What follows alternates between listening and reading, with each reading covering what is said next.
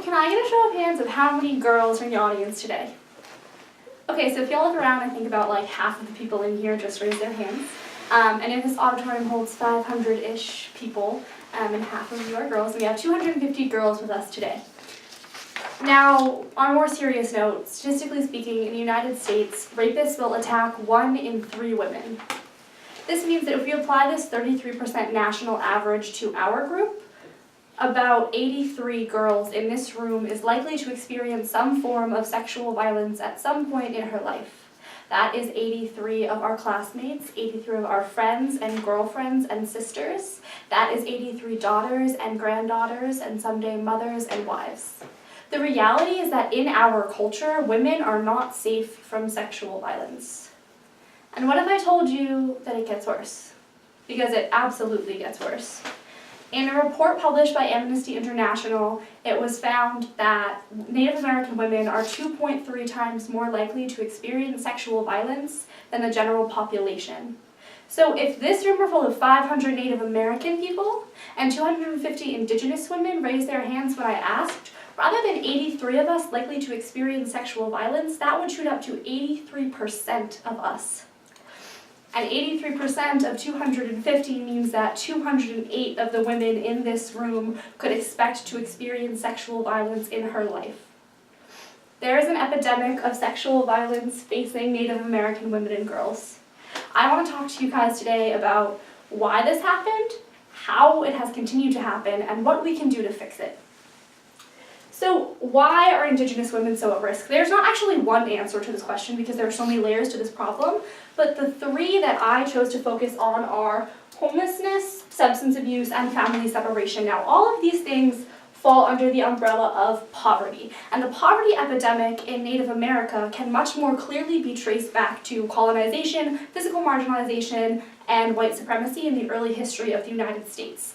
Because had Native American people not had their land taken, not had their populations decimated, not been pushed onto tiny, unusable pieces of land with no way to compete in an economy that they never asked to compete in, perhaps they would not have such a long history of poverty, perhaps this poverty would not have bred these other things, and perhaps these things would not be fueling the sexual violence epidemic as they are.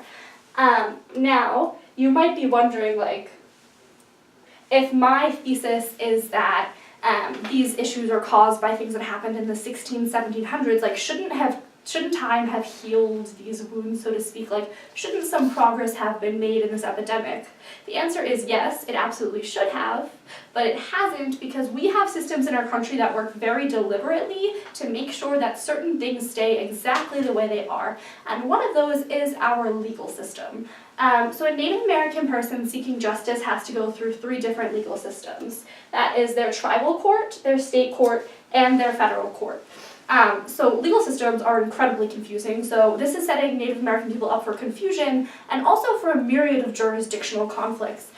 One such conflict that I've come across in my research, because I've been working with tribes in the state of Maine, is that a Native American woman in Maine seeking justice for sexual violence has to press charges through the tribal court. However, someone who is not Native can't be tried through the tribal court.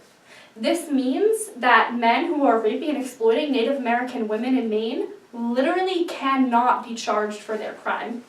And beyond that, even if it is a non-Native Native person exploiting Native women, the longest sentence a tribal court can give is 3 years. So we have all of these social historical things fueling the epidemic, and then we have our legal system acting as a barrier to justice on top of that. So, what can we do? The first thing we have to look at is availability. We have to make sure that sexual violence healing and prevention is available to Native American women in rural areas on and around reservations, and also in impoverished parts of the country, in urban areas where Native American women tend to live. We also have to make sure that we have Native facilitated services and programs, because the relationship between social services in this country and Native American people is a horrible one. And Native American people generally don't feel safe turning to social service systems when they feel so vulnerable. And the third thing we have to do is make sure that these services are culturally specific so that Native American people can implement parts of their culture into their healing, so it'll be a more complete healing system. Now, for my research project, I have been working with the Wabanaki Confederacy in Maine, more specifically the Penobscot tribe, and I have been studying their violence recovery program, their culturally specific one. And I've been coupling that with my general research in order to help organizations in Massachusetts design, fund, kickstart, and run culturally specific programs here. So, I just talked at you guys a lot, very fast. And I know a lot of that can be overwhelming. It definitely overwhelms me. It definitely makes me sad. But more than anything, it makes me want to act.